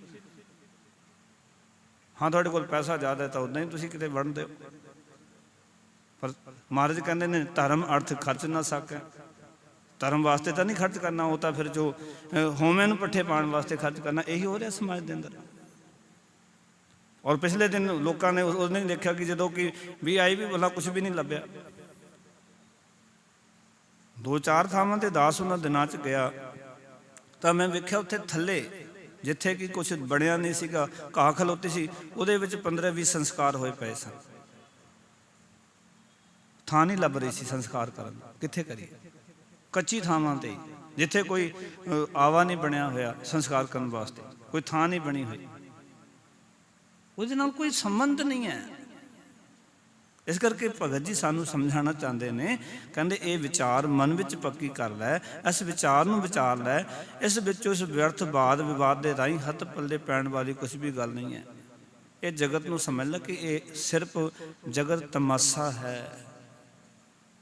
अपने अंदर दी खोज कर, अपने अंदर नूं लभण दा जतन कर। फिर पहले बंद विच उन्होंने विचार बख्शिश किए, वेद कतेव इबतरा पाई, दिल का फिकर ना जाए। वेद 4 वेद, कतेव पश्चिमी मतां दियां धार्मिक पुस्तकां, तोयरेत, जंबूर, अंजील, कुरान, ये 4 पुस्तकां नूं कहंदे ने कतेव। इबतरा अरबी भाषा, पाओ कि ਅਸਲੀਅਤ ਨਾਲ ਵਧਾ ਕੇ ਦੱਸੀਆਂ ਹੋਈਆਂ ਗੱਲਾਂ ਇਬਤਰਾ ਪਾਈ। ਉਹ ਕਿ ਜਿਹੜੀ ਅਸਲੀਅਤ ਨਹੀਂ ਹੈ, ਬਨਾਵਟੀਆਂ ਗੱਲਾਂ। ਅਰਬੀ ਦੇ ਵਿੱਚ ਇਬਤਰਾ ਨੂੰ ਕਹਿੰਦੇ ਨੇ ਬਨਾਵਟੀ ਗੱਲਾਂ। ਉਹ ਕਿ ਜਿਹੜੀਆਂ ਗੱਲਾਂ ਅਸਲੀਅਤ ਨਾਲੋਂ ਵਧਾ ਚੜਾ ਕੇ ਦੱਸੀਆਂ ਗਈਆਂ ਹੋਣ। ਉਹ ਗ੍ਰੰਥਾਂ ਵਿੱਚ ਜੋ ਲਿਖਿਆ ਉਸ ਤੋਂ ਵਧਾ ਚੜਾ ਕੇ ਦੱਸ ਦੇਣਾ। ਕਈ ਵਾਰੀ ਐਸਾ ਹੁੰਦਾ ਕਿ ਜਿਹੜਾ ਅਰਥ ਕਰਨ ਵਾਲਾ ਕਈ ਵਾਰੀ ਉਹ ਵਧਾ ਚੜਾ ਕੇ ਗੱਲਾਂ ਕਰ ਜਾਂਦਾ, ਜੋ ਗੱਲ ਉੱਥੇ ਨਹੀਂ ਹੈ, ਜਿਹੜੇ ਅਰਥ ਨਹੀਂ ਬਣਦੇ, ਆਪਣੇ ਕੋਲੋਂ ਹੀ ਉਹ ਕਰ ਜਾਂਦਾ ਵਧਾ ਚੜਾ ਕੇ ਗੱਲਾਂ। ਕਹਿੰਦੇ ਇਸ ਦੇ ਨਾਲ ਭਗਤ ਕਬੀਰ ਸਾਹਿਬ ਕਹਿੰਦੇ ਕੀ ਹੋਏਗਾ ਵੀ ਜੇ ਤੂੰ ਵਧਾ ਚੜਾ ਕੇ ਗੱਲਾਂ ਕਰ ਲਈਆਂ, ਵੇਦ ਪੜ੍ਹ ਲਏ, ਤੂੰ ਕਤੇ ਪੜ੍ਹ ਲਏ, ਇਬਤਰਾ ਪਾਈ, ਵਧਾ ਚੜਾ ਕੇ ਗੱਲਾਂ ਕਰ ਲਈਆਂ, ਹੇ ਭਰਾ ਦਿਲ ਕਾ ਫਿਕਰ ਨਾ ਜਾਏ। ਕਹਿਣ ਲੱਗੇ ਤੇਰੇ ਦਿਲ ਦਾ ਜਿਹੜਾ ਫਿਕਰ ਪਾਓ, ਚਿੰਤਾ, ਇਹ ਤਾਂ ਦੂਰ ਨਹੀਂ ਹੋਣੀ। ਤੇਰੇ ਅੰਦਰ ਦਾ ਸਹਿਮ ਵਾਧੂ ਗੱਲਾਂ ਕਰਨ ਨਾਲ ਤੇ ਦੂਰ ਨਹੀਂ ਹੋਣਾ। ਵਧਾ ਚੜਾ ਕੇ ਗੱਲਾਂ ਕਰੇ, ਤੂੰ ਵੇਦਾਂ ਦਾ ਗਿਆਤਾ ਹੋਵੇਂ, ਤੂੰ ਚਾਰੇ ਕਿਤਾਬਾਂ ਦਾ ਗਿਆਨ ਰੱਖਦਾ ਹੋਵੇਂ, ਤੂੰ ਵਧਾ ਚੜਾ ਕੇ ਗੱਲਾਂ ਕਰਦਾ ਹੋਵੇਂ ਧਰਮ ਗ੍ਰੰਥਾਂ ਦੀ, ਆਪਸ ਦੇ ਵਿੱਚ ਇੱਕ ਦੂਜੇ ਨੂੰ ਮਾੜਾ ਦਿਖਾਉਣ ਦਾ ਯਤਨ ਕਰਦਾ ਹੋਵੇਂ, ਪਰ ਤੇਰੇ ਅੰਦਰ ਦਾ ਸਹਿਮ ਜਿਹੜਾ ਹੈ ਭਗਤ ਕਬੀਰ ਸਾਹਿਬ ਕਹਿੰਦੇ ਉਹ ਤਾਂ ਦੂਰ ਨਹੀਂ ਹੁੰਦਾ। ਦਿਲ ਕਾ ਫਿਕਰ ਨਾ ਜਾਏ। ਔਰ ਤੁਸੀਂ ਦੇਖੋ ਨਾ, ਅੱਜ ਆਪਾਂ ਜਿਹੜੀ ਜ਼ਿੰਦਗੀ ਜੀ ਰਹੇ ਨਾ ਪਿਆਰ ਵਾਲਿਓ, ਉਹਦੇ ਵਿੱਚ ਇਹ ਹੈ ਕਿ ਮੈਂ ਸਾਰੀ ਦੁਨੀਆ ਦਾ ਧਨ ਇਕੱਠਾ ਕਰ ਲਵਾਂ, ਫਿਰ ਵੀ ਬੰਦਾ ਕਹਿੰਦਾ ਜੇ ਘੱਟ ਹੈ। ਬੰਦੇ ਨੇ 2 ਰੋਟੀਆਂ ਖਾਣੀਆਂ ਪਰ ਬੇਚੈਨੀ ਹੈ ਜੀਵਨ ਦੇ ਵਿੱਚ, ਹੋਰ ਦੀ ਮੰਗ ਹੈ, ਚਿੰਤਾਵਾਂ ਵਧੀਆਂ ਜਾ ਰਹੀਆਂ ਨੇ। ਕਿਉਂਕਿ ਮਾਰਕ ਨੇ ਜਿਸ ਗ੍ਰਹਿ ਬਹੁਤ ਤਿਸੈ ਗ੍ਰਹਿ ਚਿੰਤਾ, ਬਹੁਤੀ ਇਕੱਠੀ ਕਰ ਲਈ ਚਿੰਤਾ ਦਾ ਕਾਰਨ ਬਣ ਗਈ। ਗਾਰਡ ਰੱਖਣੇ ਪੈਂਦੇ ਆ, ਸਿਕਿਉਰਿਟੀ ਰੱਖਣੀ ਪੈਂਦੀ ਹੈ, ਹੋਰ ਬੜੇ ਕੁਝ ਕਰਨਾ ਪੈਂਦਾ ਬੰਦੇ ਨੂੰ, ਕਿਉਂਕਿ ਬਹੁਤੀ ਮਾਇਆ ਇਕੱਠੀ ਹੋ ਗਈ। ਤੇ ਮਾਰਕ ਨੇ ਜਿਸ ਗ੍ਰਹਿ ਥੋੜੀ ਸੋ ਫਿਰੈ ਪਰਮੰਤਾ, ਜਿਹਦੇ ਕੋਲ ਘੱਟ ਹੈ ਉਹ ਭਟਕਦਾ ਫਿਰਦਾ ਹੈ। ਮਹਾਰਾਜ ਕਿੱਦਾਂ ਦਾ ਜੀਵਨ ਜੀਵੀਏ। ਕਹਿੰਦੇ 2 ਅਵਸਥਾ ਤੇ ਜੋ ਨਰ ਮੁਕਤਾ ਸੋਈ ਸੁਹੇਲਾ ਪਾ ਦਿਆ। ਇਹ ਗੱਲ ਬੜੀ ਸਮਝਣ ਵਾਲੀ। 2 ਅਵਸਥਾ ਪਾਓ ਕਿ ਜਦੋਂ ਬਹੁਤੀ ਹੁੰਦੀ ਹੈ ਤੇ ਘਮੰਡ ਦਾ ਜੀਵਨ ਹੁੰਦਾ ਹੈ, ਥੋੜੀ ਹੁੰਦੀ ਹੈ ਨਿਰਾਸ਼ਤਾ, ਇਹ ਦੋਨੋਂ ਛੱਡ ਦੇ। ਜਿਤਨਾ ਤੇਰੇ ਕੋਲ ਉਸ ਦੇ ਵਿੱਚ ਜ਼ਿੰਦਗੀ ਦੀ, ਬਸ ਗੱਲ ਧਨ ਬਹੁਤੇ ਔਰ ਥੋੜੇ ਦੀ ਗੱਲ ਨਹੀਂ। ਗੱਲ ਤਾਂ ਇਹ ਹੈ ਕਿ ਬਹੁਤਾ ਧਨ ਹੋਏਗਾ ਹੰਕਾਰੀ ਹੋ ਜਾਏਗਾ, ਧਨ ਘਟ ਗਿਆ ਤਾਂ ਉਸ ਦੇ ਵਿੱਚ ਤੇਰੇ ਨਿਰਾਸ਼ਤਾ, ਮੇਰੇ ਕੋਲ ਤੇ ਕੁਛ ਹੈ ਹੀ ਨਹੀਂ।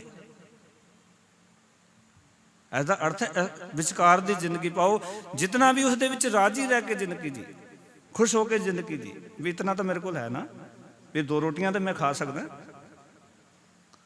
ਤੇਰੇ ਦਿਲ ਦਾ ਫਿਕਰ ਦੂਰ ਹੋ ਜਾਏਗਾ, ਤੇਰੀਆਂ ਚਿੰਤਾਵਾਂ, ਤੇਰੇ ਸਹਿਮ ਦੂਰ ਹੋ ਜਾਣਗੇ। ਪਰ ਤੂੰ ਇਤਨਾ ਕੁਝ ਕਰ ਰਿਹਾ, ਧਰਮ ਗ੍ਰੰਥ ਪੜ੍ਹ ਰਿਹਾ ਹੈ, ਵਧਾ ਚੜਾ ਕੇ ਗੱਲਾਂ ਕਰ ਰਿਹਾ, ਪਰ ਤੇਰੇ ਦਿਲ ਦੇ ਵਿੱਚ ਸਹਿਮ ਪਿਆ ਹੋਇਆ, ਫਿਕਰ ਪਿਆ ਹੋਇਆ, ਤੂੰ ਚਿੰਤਾ ਜ਼ਿੰਦਗੀ ਜੀ ਰਿਹਾ।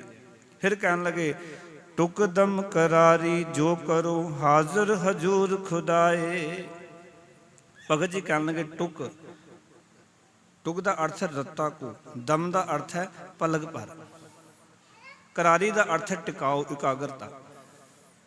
ਟੁਕ ਦਮ ਕਰਾਰੀ ਜੋ ਕਰੋ ਹਾਜ਼ਰ ਹਜੂਰ ਖੁਦਾਏ। ਭਗਤ ਜੀ ਕਹਿੰਦੇ ਨੇ, ਹੇ ਭਾਈ, ਜੇ ਤੁਸੀਂ ਆਪਣੇ ਮਨ ਨੂੰ ਪਲਕ ਭਰ ਟਿਕਾਓ ਤਾਂ ਤੁਹਾਨੂੰ ਸਭਨਾਂ ਵਿੱਚ ਵਸਦਾ ਰੱਬ ਦਿਸੇਗਾ, ਹਾਜ਼ਰ ਹਜੂਰ ਨਜ਼ਰ ਆਏਗਾ ਪਰਮਾਤਮਾ, ਤੇ ਕਿਸੇ ਦੇ ਵਿਰੁੱਧ ਤਰਕ ਕਰਨ ਦੀ ਲੋੜ ਹੀ ਨਹੀਂ ਪਏਗੀ। ਜੇ ਸਾਨੂੰ ਸਾਰਿਆਂ ਦੇ ਵਿੱਚ ਹੀ ਰੱਬ ਨਜ਼ਰ ਆਉਣ ਲੱਗ ਪਿਆ, ਫਿਰ ਕਿਸ ਦੇ ਨਾਲ ਝਗੜਾ ਕਰਾਂਗੇ। ਸਾਨੂੰ ਰੱਬ ਨਜ਼ਰ ਨਹੀਂ ਆ ਰਿਹਾ, ਪ੍ਰਭੂ ਨਜ਼ਰ ਨਹੀਂ ਆ ਰਿਹਾ, ਤਾਂ ਇਹ ਸਾਰੀਆਂ ਪ੍ਰੋਬਲਮਾਂ ਸਾਡੇ ਜੀਵਨ 'ਚ ਖੜੀਆਂ ਹੋ ਰਹੀਆਂ। ਮਾਂ ਨਾਲ ਲੜ ਰਿਹਾ, ਪਿਓ ਨਾਲ ਲੜ ਰਿਹਾ, ਬੱਚਿਆਂ ਨਾਲ ਲੜ ਰਹੇ ਹਾਂ, ਔਰ ਜ਼ਮੀਨ ਦੇ ਵਾਦ ਵਿਵਾਦ, ਸਮੱਗਰੀ ਦੇ ਵਾਦ ਵਿਵਾਦ, ਝਗੜੇ ਨੇ, ਮੇਰੀ ਹੈ, ਮੈਂ ਇਕੱਠੀ ਕੀਤੀ, ਕਿਉਂਕਿ ਉਹ ਹਾਜ਼ਰ ਨਾਜ਼ਰ ਨਜ਼ਰ ਨਹੀਂ ਆ ਰਿਹਾ। ਜਦੋਂ ਸਾਨੂੰ ਭਗਤ ਜੀ ਕਹਿੰਦੇ ਨੇ ਆਪਣੇ ਮਨ ਨੂੰ ਪਲਕ ਪਲ ਲਈ ਟਿਕਾ ਕੇ ਵੇਖੋ, ਆਪਣੇ ਅੰਦਰ ਝਾਤ ਮਾਰ ਕੇ ਆਪਣੇ ਅੰਦਰ ਵਿੱਚ ਟਿਕ ਕੇ ਵੇਖੋ ਕਿ ਆਏ ਸੀ, ਕੁਝ ਲੈ ਕੇ ਆਏ ਸੀ। ਸਾਰੇ ਇੱਕ ਵਾਰੀ ਆਪਣੇ ਮਨਾਂ ਵਿੱਚ ਝਾਤ ਮਾਰੋ, ਅੱਖਾਂ ਬੰਦ ਕਰੋ, ਦੇਖੋ ਵੀ ਜਦੋਂ ਅਸੀਂ ਆਏ ਸੀ ਕੁਝ ਲੈ ਕੇ ਆਏ ਸੀ, ਜਦੋਂ ਜਾਵਾਂਗੇ ਕੁਝ ਨਾਲ ਲੈ ਕੇ ਜਾਵਾਂਗੇ। ਮਨ ਕਹੇਗਾ ਨਾ ਲੈ ਕੇ ਆਏ ਸੀ, ਨਾ ਕੁਝ ਲੈ ਕੇ ਜਾਣਾ,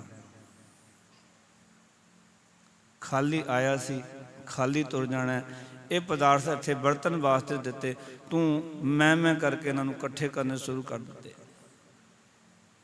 ਗੁਰਬਾਣੀ ਕਹਿੰਦੀ ਇਹ ਮਾਇਆ ਰੱਬ ਜੀ ਨੇ ਜੋ ਬਣਾਈ ਹੈ, ਇਹ ਵਰਤਨ ਵਾਸਤੇ ਬਣਾਈ ਹੈ, ਇਹ ਇਕੱਠੀ ਕਰਨ ਵਾਸਤੇ ਨਹੀਂ, ਕਬਜ਼ਾ ਕਰਨ ਵਾਸਤੇ ਨਹੀਂ। ਕਬਜ਼ਾ ਨਾ ਕਿਸੇ ਦਾ ਹੋਇਆ ਨਾ ਹੋ ਸਕਦਾ। ਸਾਨੂੰ ਇੱਕ ਭੁਲੇਖਾ ਪੈ ਸਕਦਾ ਵੀ ਮੇਰਾ ਕਬਜ਼ਾ ਘਰ ਦੇ ਉੱਤੇ, ਬੈਂਕ ਬੈਲੈਂਸ ਮੇਰੇ ਕਬਜ਼ੇ ਵਿੱਚ ਹੈ, ਘਰ ਦੀ ਚਾਬੀ ਮੇਰੇ ਕਬਜ਼ੇ ਵਿੱਚ ਹੈ, ਸੱਸ ਸੋਚੇ ਵੀ ਮੇਰੇ ਕਬਜ਼ੇ 'ਚ ਹੈ, ਮੈਂ ਨੂੰਹ ਨੂੰ ਨਹੀਂ ਕੁਝ ਦੇਣਾ।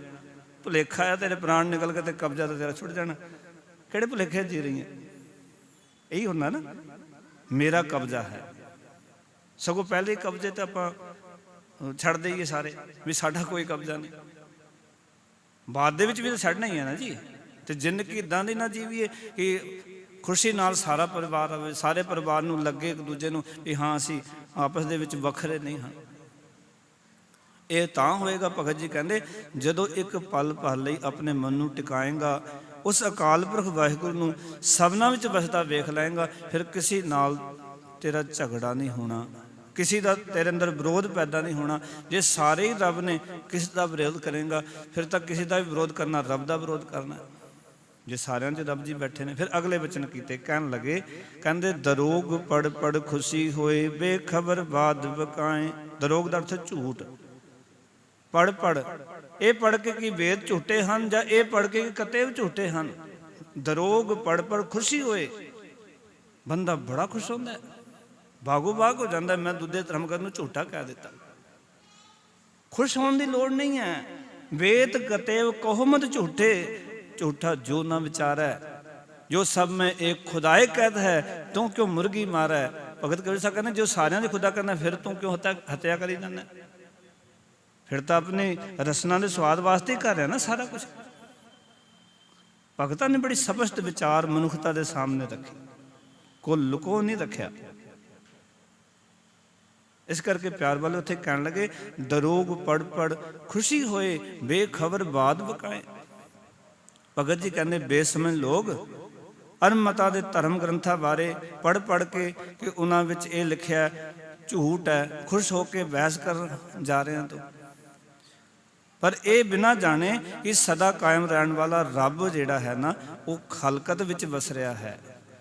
क्योंकि वो जिहड़ा परमात्मा है, हक सच खालक खलक म्याने श्याम मूरत नाहे। जिहड़ा कि अकाल पुरख वाहिगुरू है ना, सदा कायम रहने वाला जिहड़ा रब है, वो सारी खलकत दे अंदर वस रहा है। ना वो वखरे सतवें आसमान ते बैठा, ना वो परमात्मा कृष्ण जी की मूर्ति च बैठा है। श्याम का अर्थ है कृष्ण जी, मूर्त का अर्थ है मूर्ति विच, वो तो ना उस मूर्ति च बैठा है, ना एक बंदा कह रहा सतवें आसमान ते बैठा है। मुसलमान कहते सतवें आसमान ते है, तो जो हिंदू वीर कहते भी कृष्ण जी की मूर्ति च रब है। भगत कबीर साहब कहते दोनों के विच ही नहीं है। तुसीं कहते हो कि अल्लाह एक मसीत वसता है, तो अवर मुलक किस केरा, हिंदू मूरत नाम निवासी दो में तत ना हेरा। भी ये गल दी तुसीं ये ना करो भी उत्थे वस रहा है, क्योंकि तो घट घट विच वस रहा। घट घट मैं हरजू वसै संतन कहो पुकार, घट दे विच देख नहीं रहे सी। भगत जी कहते ने क्यों खुश हो रहे हैं? क्योंकि वो तो सारी खलकत विच वस रहा है। खालक खलक में खलक वसै रब माए, मंदा किसनू आखी है, या तिस बिन कोई ना ही, उस तो बिना कोई है ही नहीं, किनू मंदा कहेगा? तू क्यों खुश हो रहे हैं? जब तू ये कह रहा है भी वो सतवें आसमान ते बैठा, कोई कह रहा है भी वो मूर्ति विच है, नहीं, वो तो सारे खलकत विच ही वस रहा, हर एक प्राणी दे अंदर है। जदों तक असी समस्या का हल यही है कि जब तक असी सारी खलकत विच रब नूं नहीं वेखांगे, अल्लाह ताला नूं जां उस रमे हुए राम नूं नहीं वेखांगे, साडी समस्या का कोई हल नहीं है। भगत जी कह समझाना चाहते फिर कहते आसमान मिहाने लहंग दरिया कुशल करदन बूद। आसमान का अर्थ है सतवें आसमान दे विच बैठा, समझण दी थां है भाई उस प्रभु नूं दरिया दे कहते अंतस करन विच वो तो लहरा मार रहा है, बाहर नहीं बैठा। आसमान मिहाने लहंग दरिया, तेरे अंतस करन रूपी नदी विच वो तो छाला मार रहा परमात्मा। तेरे अंतस करन विच जाते सही, रब तो अंतस करन च बैठा होया है। ते कुशल करदन बूद, कुशल कुशल का अर्थ हुंदा है स्नान। करदन बूद का अर्थ है कहते ने स्नान करना चाहिए है। पाओ कि अपने अंतस्य कर्म में जाके स्नान करना, अपने अंदर नूं धोते से ही जाके भगत जी कहते ने उसकी बंदगी तो कर। ਅਸਮਾਨ ਮਿਹਾਨੇ ਲੰਘ ਦਰਿਆ, ਕੁਸਲ ਕਰਦਨ ਬੂਦ ਕਰ ਫਕਰ ਦਾਇਮ ਲਾਏ ਚਸ਼ਮੇ ਜਹਾਂ ਤਹਾਂ ਮੌਜੂਦ। ਭਗਤ ਜੀ ਕਹਿੰਦੇ ਤੂੰ ਇਸ਼ਨਾਨ ਕਰ, ਉਹਦੀ ਸਦਾ ਬੰਦਗੀ ਕਰ, ਭਗਤੀ ਦੀ ਮਿਹਰ ਦੀ ਐਨਕ ਲਾ ਕੇ ਵੇਖ। ਜਦੋਂ ਭਗਤੀ ਕਰੇਗਾ ਨਾ ਤੇ ਉਹ ਐਨਕ ਲੱਗੀ ਹੋਵੇਗੀ ਭਗਤੀ ਵਾਲੀ, ਫਿਰ ਉਹ ਹਰ ਥਾਂ ਤੇ ਤੈਨੂੰ ਮੌਜੂਦ ਨਜ਼ਰ ਆਏਗਾ। ਕਿਉਂਕਿ ਗੱਲ ਤਾਂ ਐਨਕ ਦੀ ਗੱਲ, ਐਨਕ ਕਿਹੜੀ ਲੱਗੀ? ਤੇਰੇ ਪਦਾਰਥਾਂ ਦੀ ਐਨਕ ਲੱਗੀ ਹੋਈ ਹੈ, ਵਾਸਨਾਵਾਂ ਦੀ ਐਨਕ ਲੱਗੀ ਹੋਈ ਹੈ, ਤੇ ਵਾਸਨਾਵਾਂ ਦੇ ਵਿੱਚ ਤਾਂ ਸਾਰੇ ਜੋ ਵਿਰੋਧੀ ਨਜ਼ਰ ਆਉਂਦੇ। ਪਰ ਜਦੋਂ ਭਗਤੀ ਦੀ ਐਨਕ ਲੱਗ ਜਾਏਗੀ ਨਾ, ਫਿਰ ਸਾਰਿਆਂ ਵਿੱਚ ਰੱਬ ਨਜ਼ਰ ਆਏਗਾ। ਮੈਂ ਇੱਕ ਗਾਥਾ ਪੜ੍ਹ ਰਿਹਾ ਸੀ, ਕਹਿੰਦੇ ਖੋਤਾ ਸੀ ਘਾਹ ਖਾਂਦਾ ਨਹੀਂ, 4-5 ਦਿਨ ਹੋ ਗਏ ਬਰਸਾਤ ਹੁੰਦੇ ਹੋਏ, ਮਾਲਕ ਬੜਾ ਪਰੇਸ਼ਾਨ ਹੋਇਆ। ਇੱਕ ਸਿਆਣਾ ਬੰਦਾ ਆਇਆ ਘਰ ਦੇ ਵਿੱਚ, ਕਹਿੰਦੇ ਬੜਾ ਪਰੇਸ਼ਾਨ ਹੈ, ਕੀ ਗੱਲ? ਕਹਿੰਦੇ 4 ਦਿਨ ਹੋ ਗਏ ਖੋਤੇ ਨੇ ਕੁਝ ਖਾਧਾ ਨਹੀਂ। ਕਹਿੰਦੇ ਕੀ ਹੋਇਆ? ਕਹਿੰਦੇ ਘਾਹ ਤੇ ਹੈ ਪਰ ਸੁੱਕੀ ਹੈ, ਖਾਂਦਾ ਨਹੀਂ। ਕਹਿੰਦੇ ਮੈਂ ਜੁਗਤ ਦੱਸਾਂ? ਕਹਿੰਦੇ ਦੱਸ। ਕਹਿੰਦੇ ਹਰੀ ਐਨਕ ਲਾ ਦੇ।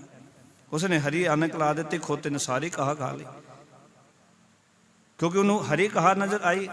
ਕਿਉਂਕਿ ਹਰੀ ਸਾਡੀ ਜਿੱਦਾਂ ਦੀ ਐਨਕਾਂ ਲੱਗੀਆਂ ਨੇ ਵਿਚਾਰਧਾਰਾ ਦੀ, ਸੰਸਾਰ ਉਦਾਂ ਦਾ ਨਜ਼ਰ ਆਉਂਦਾ ਹੈ। ਜੇ ਭਗਤੀ ਦੀ ਐਨਕ ਲਾ ਲਈਏ ਤਾਂ ਸੰਸਾਰ ਫਿਰ ਰੱਬ ਦਾ ਰੂਪ ਹੀ ਨਜ਼ਰ ਆਏਗਾ, ਹਰ ਥਾਂ ਤੇ ਰੱਬ ਹੀ ਨਜ਼ਰ ਆਏਗਾ। ਪਰ ਐਨਕ ਵਿਕਾਰਾਂ ਦੀ ਹੋਏਗੀ, ਪਦਾਰਥਾਂ ਵਾਸਨਾਵਾਂ ਵਿੱਚ ਖਚਿਤ ਹੋਵਾਂਗੇ ਤਾਂ ਮਾਫ ਕਰਨਾ, ਫਿਰ ਇਹਨਾਂ ਐਨਕਾਂ ਤੋਂ ਰੱਬ ਨਜ਼ਰ ਨਹੀਂ ਆਉਣਾ, ਫਿਰ ਤਾਂ ਮੇਰਾ ਤੇਰਾ ਹੀ ਨਜ਼ਰ ਆਉਣਾ ਹੈ ਵੀ ਇਹ ਮੇਰਾ ਤੇ ਇਹ ਤੇਰਾ ਹੈ।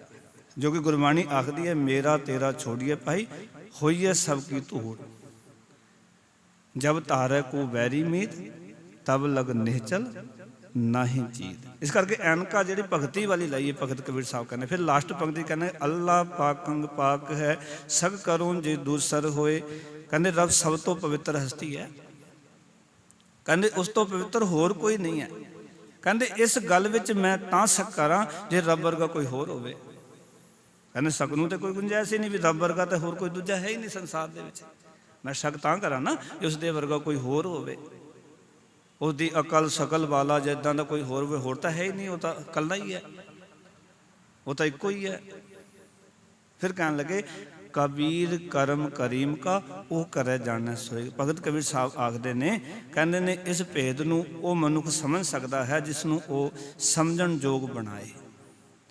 ਕਰੀਮ ਅਰਥਾਤ ਇਹ ਬਖਸ਼ਿਸ਼ ਉਸ ਬਖਸ਼ਿਸ਼ ਕਰਨ ਵਾਲੇ ਦੇ ਆਪਣੇ ਹੱਥ ਵਿੱਚ ਹੈ, ਕਰੀਮ ਦੇ ਹੱਥ ਵਿੱਚ ਹੈ। ਵੀ ਉਹ ਕਰਮ ਦਾ ਅਰਥ ਹੈ ਬਖਸ਼ਿਸ਼, ਕਰੀਮ ਦਾ ਅਰਥ ਹੈ ਕਰਨ ਵਾਲੇ ਦੇ।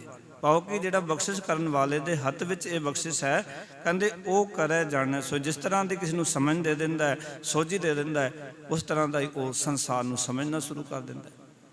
ਉਸ ਨੂੰ ਫਿਰ ਸਾਰਿਆਂ ਵਿੱਚ ਰੱਬ ਨਜ਼ਰ ਆਉਂਦਾ ਹੈ, ਸਭ ਰੱਬ ਦੇ ਰੂਪ ਨਜ਼ਰ ਆਉਂਦੇ ਨੇ। ਫਿਰ ਉਹ ਕਹਿ ਦਿੰਦਾ ਸਭ ਗੋਬਿੰਦ ਹੈ, ਸਭ ਗੋਬਿੰਦ ਹੈ, ਗੋਬਿੰਦ ਬਿਨ ਨਹੀਂ ਕੋਈ। ਉਹ ਕਹਿੰਦਾ ਸਭੈ ਕਠ ਰਾਮ ਬੋਲੇ, ਰਾਮਾ ਬੋਲੇ, ਰਾਮ ਬਿਨਾ ਕੋ ਬੋਲੇ ਰੇ। ਉਹ ਕਹਿਣ ਲੱਗਦਾ ਅਵਲ ਅੱਲਾ ਨੂਰ ਉਪਾਇਆ, ਕੁਦਰਤ ਕੇ ਸਭ ਬੰਦੇ, ਏਕ ਨੂਰ ਤੇ ਸਭ ਜਗ ਉਪਜਿਆ, ਕੌਣ ਭਲੇ ਕੋ ਮੰਦੇ। ਇੱਥੇ ਵਿਚਾਰਾਂ ਸਮਾਪਤ। ਇਸ ਸ਼ਬਦ ਦੀ ਵਿਚਾਰ ਅਥਾ ਹੈ, ਪਰ ਆਪਾਂ ਅੱਜ ਦੇ ਦੀਵਾਨ 'ਚ ਇੱਥੇ ਸਮਾਪਤੀ ਕਰਦੇ ਹਾਂ। ਔਰ ਇਹ ਗੱਲ ਸਮਝਣ ਦੀ ਲੋੜ ਹੈ ਸ਼ਬਦ ਦੇ ਰਾਹੀਂ, ਜੋ ਕਹਿਣਾ ਚਾਹੁੰਦੇ ਨੇ ਕਿ ਆਪਣੇ ਆਪ ਨੂੰ ਸਵਾਰਨ ਦਾ ਯਤਨ ਕਰ, ਆਪਣੇ ਅੰਦਰਲੇ ਘਰ ਨੂੰ ਇਸ ਨੂੰ ਸਾਫ਼ ਕਰ ਲੈ, ਪਵਿੱਤਰ ਕਰ ਲੈ, ਤਾਂ ਕਿ ਤੂੰ ਜ਼ਿੰਦਗੀ ਵਿੱਚ ਸਹੀ ਜੀਵਨ ਜੀ ਸਕੇ। ਸੰਸਾਰ ਦੇ ਇਹਨਾਂ ਝਮੇਲਿਆਂ ਵਿੱਚੋਂ, ਪਰੇਸ਼ਾਨੀਆਂ ਵਿੱਚੋਂ, ਦੁਬਿਧਾ ਵਿੱਚੋਂ, ਸਹਿਮ ਦੇ ਵਿੱਚੋਂ ਬਚ ਕੇ ਆਪਣੀ ਜ਼ਿੰਦਗੀ ਨੂੰ ਸੋਹਣੀ ਬਣਾ ਸਕੇ। ਜਿਸ ਸਹਿਮ 'ਚ ਤੂੰ ਜੀ ਰਿਹਾ, ਜਿਸ ਡਰ 'ਚ ਤੂੰ ਜ਼ਿੰਦਗੀ ਜੀ ਰਿਹਾ, ਉਸ ਡਰ ਤੋਂ ਤਾਂ ਬਚੇਗਾ ਜਦ ਆਪੇ ਦੀ ਪਰਚੋਲ ਕਰ ਲਏਗਾ।